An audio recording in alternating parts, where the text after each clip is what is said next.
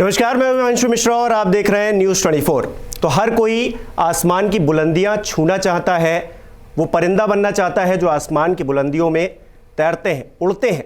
लेकिन हर कोई उड़ नहीं पाता है क्योंकि उनके हौसलों में उतनी जान नहीं होती, उतनी शक्ति नहीं होती। लेकिन आज जो हमारे साथ मौजूद हैं शख्सियत, उन्होंने अपने उन हौसलों के दम पर कुछ ऐसा कर दिखाया है जिसकी वजह से हर कोई उन पर नाज कर रहा है। आशना हमारे साथ है। आशना 116वीं रैंक यूपीएससी में लाई हैं, एक आईएएस होने वाली। आज बात करेंगे। आशना, बहुत बहुत स्वागत है पहले तो, और बहुत बहुत शुभकामनाएं भी मेरी तरफ से। सबसे पहले हम जानना चाहेंगे ये सफ़र कैसे शुरू हुआ और कैसे ये आइडिया आया कि आपको आईएएस बनना है।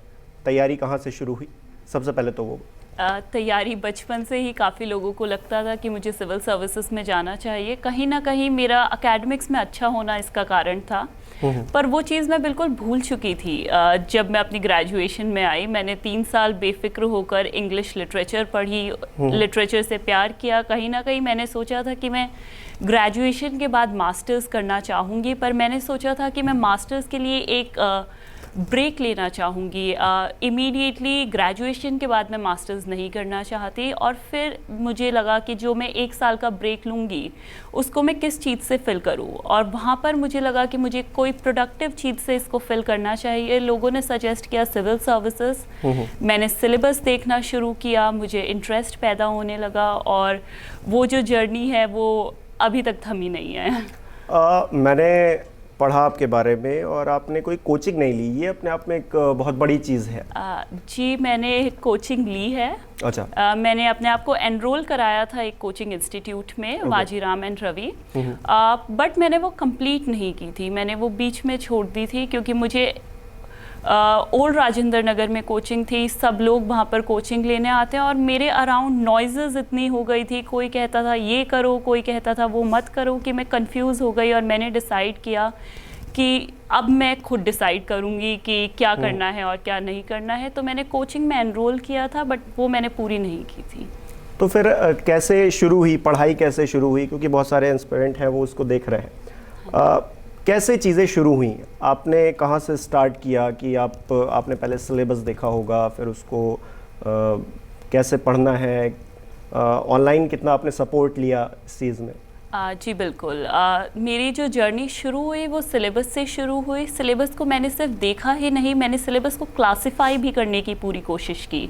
मैंने देखा कौन से एरियाज़ मेरे स्ट्रॉन्ग एरियाज़ हैं, कौन से एरियाज़ मेरे वीक एरियाज़ हैं। क्या मेरे वीक एरियाज़ इतने वीक एरियाज़ हैं कि मैं उन्हें ओवरकम नहीं कर पाऊँगी, और मेरे स्ट्रॉन्ग एरियाज़ कितने स्ट्रॉन्ग एरियाज़ हैं कि मुझे उन पर कितनी मेहनत करने की ज़रूरत है। जब मैंने अपना एक असेसमेंट, फेयर असेसमेंट किया, उसके बाद मैंने बेसिक बुक्स उठाई। मैंने उन बुक्स के शुरुआती चैप्टर्स पढ़कर देखे, और जब मुझे लगा कि हाँ ये चीज़ एक ऐसी है जो मैं कर सकती हूँ, क्योंकि मैं इसी के इर्द गिर्द हमेशा बचपन से पढ़ती रही हूँ। मेरी 12th में भी ह्यूमैनिटी स्ट्रीम थी, तो तब मुझे लगा कि हाँ मैं ये कर सकती हूँ और इसमें मुझे जाना चाहिए। और जब मैं एक बार उसमें आ गई, फिर वो सोर्सेज का विस्तार होता चला गया, और वहाँ से वो सब बढ़ता चला गया। ये आपका कौन सा अटेम्प्ट था? ये मेरा 3rd अटेम्प्ट था। ओके। इससे पहले जब आपने अटेम्प्ट्स दिए होंगे और आप कामयाब नहीं हुई, उस वक्त क्या दिमाग में चल रहा होता था? पहले अटेम्प्ट के बाद मैं काफ़ी डिसअपॉइंट हो गई थी। मुझे लगा था कि कहीं मैंने ये डिसीजन जल्दबाजी में तो नहीं ले लिया कि मैं सिविल सर्विसेज करूँगी, क्योंकि इसके लिए आपको बहुत पेशेंस चाहिए होता है, और वो पेशेंस मैं एक फेलियर के बाद कहीं ना कहीं थोड़ा लूज़ आउट कर रही थी। पर फिर मैंने अपने आप को संभाला और मैंने आगे बढ़ती रही। लेकिन 2nd अटेम्प्ट तक मैं इसको इतना अपने अंदर इम्बाइब कर चुकी थी, इस प्रिपरेशन प्रोसेस को, और साथ ही साथ सर्विसेज के लिए इतनी इच्छुक हो चुकी थी कि 2nd अटेम्प्ट मुझे फेलियर नहीं लगा। 2nd अटेम्प्ट मुझे एक इम्प्रूवमेंट लगी अपने 1st अटेम्प्ट से, क्योंकि मेरे मार्क्स उससे ज़्यादा आए थे प्रीलिम्स में। तो मैंने सोचा अगर मैं 1 साल में इतना इम्प्रूव कर सकती हूँ तो 1 और साल में कितना इम्प्रूव कर पाऊँगी, और मैं कर पाई। ओके।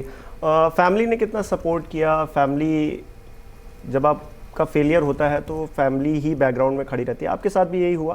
फैमिली तो रही होगी, और दोस्तों का, और किस तरह से सपोर्ट मिला आपको जिसने आपको मजबूत किया?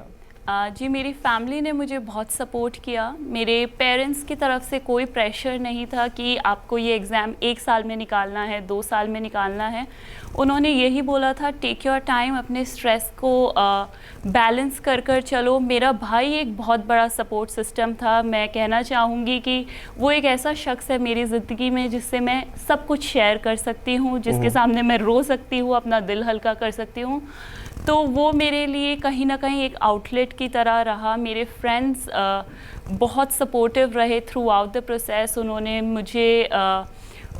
मुझे अप्रिशिएट किया हमेशा मेरे एफ़र्ट्स के लिए और एनकरेज किया कि आप और भी आगे जा सकती हो, आपको सिर्फ और थोड़ी सी मेहनत करने की ज़रूरत है। अच्छा, आपको लगा कि ये बहुत बड़ी बाधा है? आपने 3 साल दिए, उसके बाद आप प्रिपरेशन कर रही थी लगातार। आपको क्या लगा इन 3 सालों में प्रिपरेशन करके? आपने और भी टाइम दिया होगा। सबसे बड़ी बाधा क्या लगी आपको, जो हर किसी के लिए इजी नहीं होता है कि आप पार कर लो उसको? मतलब हर किसी के लिए अलग अलग होता है। सो आपके लिए क्या रहा वो? मेरे लिए जो बाधा रही वो रही कि मेरे अंदर की क्यूरियोसिटी। तो मैं हमेशा से बहुत क्यूरियस थी और मैं ज़्यादा से ज़्यादा अपने अंदर समेटना चाहती थी नॉलेज।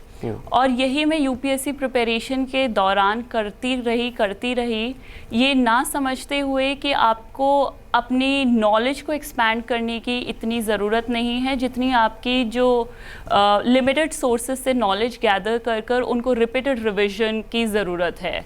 तो कहीं ना कहीं मैं नॉलेज का विस्तार करने पर जुड़ गई, जो नेवर एंडिंग चीज़ होती है, और मैं उस लूप में फंसती चली गई थी। तो उससे बाहर आना मेरे लिए बहुत मुश्किल रहा। अच्छा, जब ये खबर आई कि आपकी 116वीं रैंक आई है, तो मतलब पहली बार जब आपने देखा होगा रिजल्ट, क्या मन में क्या फील आ रहा था?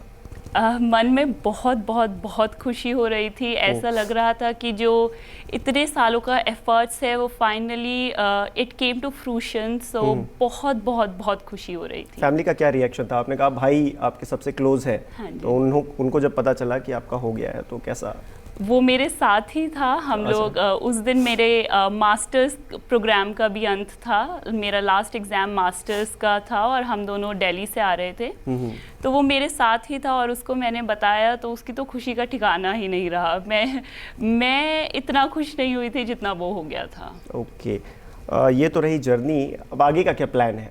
मतलब क्योंकि आप सिविल सर्विसेज में जा रही हैं, सो क्या एम लेके जा रही हैं? क्योंकि पढ़ाई के दौरान एक एम अलग रहता है, लेकिन जब आप क्योंकि ग्राउंड पे उतरते हो, आपने बहुत सारे लोगों को देखा होगा, उनकी जर्नी देखी होगी। सो वो जो पढ़ाई के दौरान जो चीज़ें रहती हैं वो सर्विसेज में आके शायद नहीं रहती हैं। सो आपका क्या एम है आगे चलकर? आप किस तरह से इस समाज में अपना कंट्रीब्यूशन देना चाहती हैं? क्या करना चाहती हैं? आपका आगे का एम क्या है? मैं अपना काम पूरे निष्ठा और ईमानदारी के साथ करना चाहती हूँ। मैं एक सिटीज़न सेंट्रिक गवर्नेंस की तरफ चलूँगी। मेरा जो मानना है वो एक टॉप डाउन अप्रोच की जगह एक बॉटम अप्रोच में की तरफ मेरा थोड़ा ज़्यादा रुझान है। मैं चाहती हूँ कि मैं ऐसी सर्विसेज डिलीवर करूँ जिसके लोगों को चाहा हो, ना कि अपने आप कुछ स्टडीज़ परफॉर्म कर कर अपनी तरफ से कुछ सर्विसेज करूँ जो शायद लोगों के लिए उतनी बेनिफिशियल ना भी हो। तो एक ग्राउंड लेवल स्टडी हमेशा मेरे काम का हिस्सा रहेगी। अपने आसपास के लोगों को जानना, उनकी परेशानियों को जानना, एक क्वांटिफिएबल क्वालिटेटिव दोनों तरह के सर्वेस कंडक्ट कराना और उसके बेसिस पर सर्विसेज डिलीवरी करना, ये एक मेरे माइंड में रफ फ्रेमवर्क है जिसके साथ मैं ग्राउंड पर उतरूंगी। अच्छा, आप ग्राउंड पे क्योंकि जा रही हैं, तो आपको क्या लगता है सबसे बड़ी प्रॉब्लम इस देश की कहूँ, राज्य की कहूँ, मतलब अगर पूरा ओवरऑल देखें इंडिया की, क्या लगती है सबसे बड़ी प्रॉब्लम? क्या लगती है जिसके लिए आप काम करना चाहती हैं? आप क्योंकि उस पोजीशन पे होंगी, क्योंकि कुछ करने के लिए पावर हाथ में होनी चाहिए, तो अब वो पावर आपके हाथ में आ गई है। सो सबसे ज़्यादा चेंज क्या करना चाहेंगी अगर आपको मौका मिल गया है? मेरा हमेशा से एकेडमिक्स की तरफ ही रुझान रहा है और मुझे लगता है इलिटरेसी एक ऐसी प्रॉब्लम है जो हमारे समाज को घेरे हुए है। तो एजुकेशन के क्षेत्र में और सिर्फ एनरोलमेंट नहीं बल्कि क्वालिटी एजुकेशन प्रोवाइड कराना, उसमें शायद उसकी तरफ शायद मेरा थोड़ा रुझान रहेगा। अच्छा, एक सवाल मैं ये भी पूछूंगा क्योंकि मैं अक्सर जो है पॉलिटिक्स से जुड़ा रहता हूँ। पॉलिटिक्स कितना प्रभावित करती है, आपको क्या लगता है कि आप जो काम करना चाहती हैं क्या वो कर पाएंगी? पॉलिटिकल प्रेशर भी बहुत रहता है। जी बिल्कुल, पॉलिटिकल प्रेशर बहुत रहता है, लेकिन अगर आपके अंदर एक स्ट्रॉन्ग विल हो तो आप तरीके निकाल लेते हैं। सेवा भावना हो तो आप तरीके निकाल लेते हैं। और एक ब्रॉड फ्रेमवर्क मेरा गवर्नमेंट से अलग नहीं रहेगा। गवर्नमेंट अगर मैं एजुकेशन के क्षेत्र में काम करना चाहती हूँ तो गवर्नमेंट भी अपने इनिशिएटिव्स के साथ सर्व शिक्षा अभियान, समग्र शिक्षा अभियान, national education policy, broadly education को बढ़ावा देना चाहती है। तो मैं बोलना चाहती हूँ हमारे ब्रॉड गोल्स अलग नहीं हैं गवर्नमेंट के और हमारे। और पॉलिटिकल प्रेशर अगर आपके अंदर एक विल है तो आप हमेशा ओवरकम कर सकते हैं और you can always find a way out. तो जनता से क्या कहना चाहेंगे आप, क्योंकि अब आप एक IAS बन गई हैं, सो क्या उम्मीदें ले वो आपसे क्या उम्मीदें रखें? उनकी ज़िंदगी बदलेगी आपके आने से? जी बिल्कुल, मैं पूरी कोशिश करूँगी। हालांकि नेता लोग ये बोलते हैं लेकिन मैं आपसे इसलिए पूछ रहा हूँ क्योंकि एक IAS होना, सिविल सर्विसेज में जाना एक बहुत बड़ी जिम्मेदारी होती है और लोग आपके आसपास वाले तो खैर आपसे बहुत सारी उम्मीदें रखते हैं, देश की जनता भी रखती है कि आप जहाँ पे होंगे उनके लिए काम करेंगे। तो उनके लिए क्या कहना चाहेंगे आप? जी मैं बिल्कुल यही कहना चाहूँगी कि मैं अपना काम पूरी निष्ठा के साथ करूँगी और मैं पूरा प्रयास करूँगी कि मैं लोगों की लाइव्स में चेंजेस लेकर आऊँ। मैं ग्राउंड लेवल पर काम करूँगी और मैं माइक्रो एंटिटीज़ जो कि हमारे इंडिविजुअल्स हैं, मेरा पूरा ध्यान रहेगा कि उनकी लाइफ में भी एक बहुत बड़ा चेंज आए। और जो लोग तैयारी कर रहे हैं IAS की, क्योंकि आपने एग्ज़ाम पास किया है, सो उनके लिए क्या कहना चाहेंगी? वो किस तरह से अपना धैर्य बनाए रखें, क्योंकि आपने 3rd अटेम्प्ट तक जो है अपना धैर्य बना के रखा है, उसका फल आपको मिला है आज, तो उनके लिए क्या कहना चाहेंगी? मैं उनके लिए ये कहना चाहूँगी कि इस एग्ज़ाम को क्लियर करने की सबसे बड़ी की पेशेंस है, तो अपना पेशेंस कभी लूज़ ना करें। स्ट्रेस को मैनेज करने के लिए कोई पास टाइम या हॉबी अपनी अपनाएं। लोगों से बात करें, अपने एक कमरे में कैद ना हो, क्योंकि उससे फ्रस्ट्रेशन जन्म लेती है और आप इस प्रोसेस में फ्रस्ट्रेट नहीं होना चाहते हैं। आपको न्यूज़पेपर एक इंटीग्रल पार्ट है, ये मुझे बहुत पूछा गया है अभी 2-3 दिनों में कि आप कि क्या आप न्यूज़पेपर स्किप कर सकते हैं। तो मेरी राय ये है कि आप न्यूज़पेपर नहीं स्किप कर सकते हैं। तो न्यूज़पेपर एक बहुत इंटीग्रल पार्ट है इस प्रिपरेशन का, तो उसे भी देखते रहिए और उसे अपनी एक हॉबी की तरह ही ट्रांसफॉर्म कर लीजिए, बहुत हेल्प करेगा। यानी कि पढ़ना जितना ज़रूरी है, ऑब्जर्व करना भी उतना ही ज़्यादा ज़रूरी है इस एग्ज़ाम को पास करने के लिए। तो हमारे जो दर्शक हैं, जो देख रहे हैं, उनको ये चीज़ सीखनी चाहिए, अपने अंदर लानी चाहिए, क्योंकि आज आयशा है, कल को आप भी हो सकते हैं। आशना, सॉरी, माफ़ कीजिएगा, आशना है, तो कल को आप भी हो सकते हैं। और हमारा ये वीडियो कैसा लगा हमें ज़रूर बताइएगा और बहुत बहुत शुभकामनाएं आशना। मेरी तरफ से आप ग्राउंड पे जाएं और बिल्कुल वो काम करें जो इस देश के लिए ज़रूरी है। इन्हीं शुभकामनाओं के साथ बहुत बहुत शुक्रिया आपका अपना समय देने के लिए। शुक्रिया। नमस्कार, मैं हूं मानक गुप्ता। अगर आपको हमारा ये वीडियो पसंद आया हो तो इसे लाइक और शेयर जरूर करें और हाँ, हमें सब्सक्राइब और फॉलो करना ना भूलें ताकि आप देश और दुनिया की कोई खबर मिस ना करें। तो जुड़े रहिए हमारे साथ और देखते रहिए News 24।